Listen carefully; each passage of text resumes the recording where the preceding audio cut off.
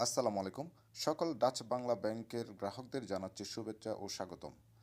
আজকে ডাচ বাংলা ব্যাংকের ও Nexus pay অ্যাপসের মাধ্যমে অনলাইনে কিভাবে আদার ব্যাংক ট্রান্সফার অর্থাৎ ডাচ বাংলা ব্যাংক ছাড়াও অন্যান্য যতগুলা ব্যাংক রয়েছে সেই ব্যাংকগুলোতে কিভাবে আপনি ফান্ড ট্রান্সফার করবেন সেই বিষয়টি নিয়ে আজকের এই ভিডিওটি। তাই পুরো ভিডিওটি মনোযোগ সহকারে দেখলে আশা করি আদার ব্যাংক কোনো সমস্যা থাকবে না। তো প্রথমেই আপনারা চলে যাবেন লগ ইন অপশানে। লগ ইন দেওয়ার পর এরকম একটি ইন্টারফেস শো করবে। তারপরে চলে যাবেন আপনারা থ্রি ডট মেনুতে সরাসরি দেখবেন আদার ব্যাংক ট্রান্সফার।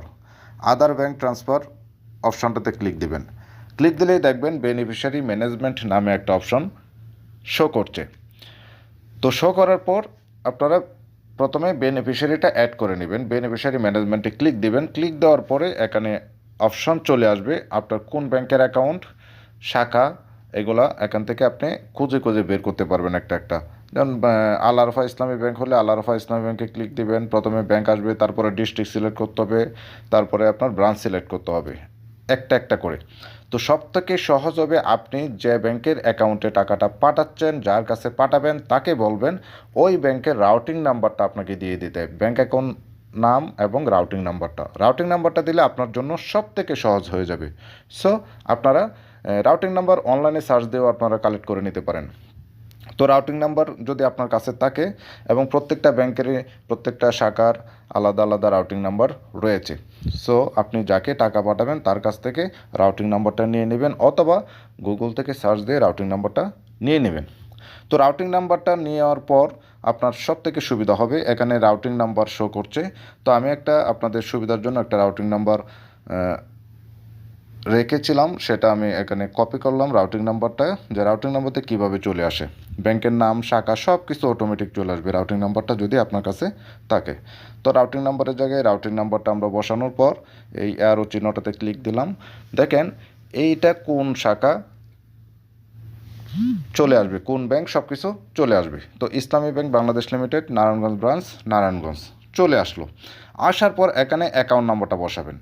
তো যাকে পাঠাবেন তার অ্যাকাউন্ট নাম্বারটা আপনি নিয়ে ওখানে অ্যাকাউন্ট নাম্বারটা, যার অ্যাকাউন্ট তার অ্যাকাউন্ট নাম্বারটা এখানে বসায় দেবেন। বসিয়ে দেওয়ার পর ওই অ্যাকাউন্টের নাম কি, যে নাম থাকে ওই নামটা আপনারা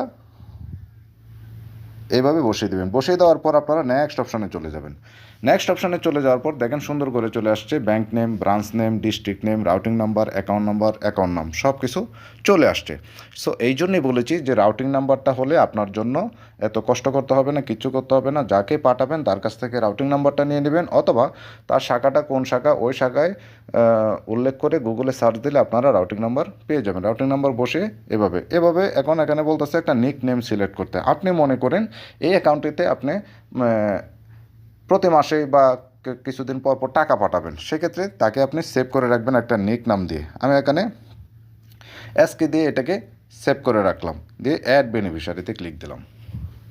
ক্লিক দেওয়ার পর আমার এটা কিন্তু বেনিফিশিয়ারি অ্যাড হয়ে গিয়েছে। হয়ে যাওয়ার পর আমি এখন ফান্ড ট্রান্সফার করব। ফান্ড ট্রান্সফার অপশানে ক্লিক দিব। ক্লিক দেওয়ার পর দেখেন এই অপশানটা চলে আসবে।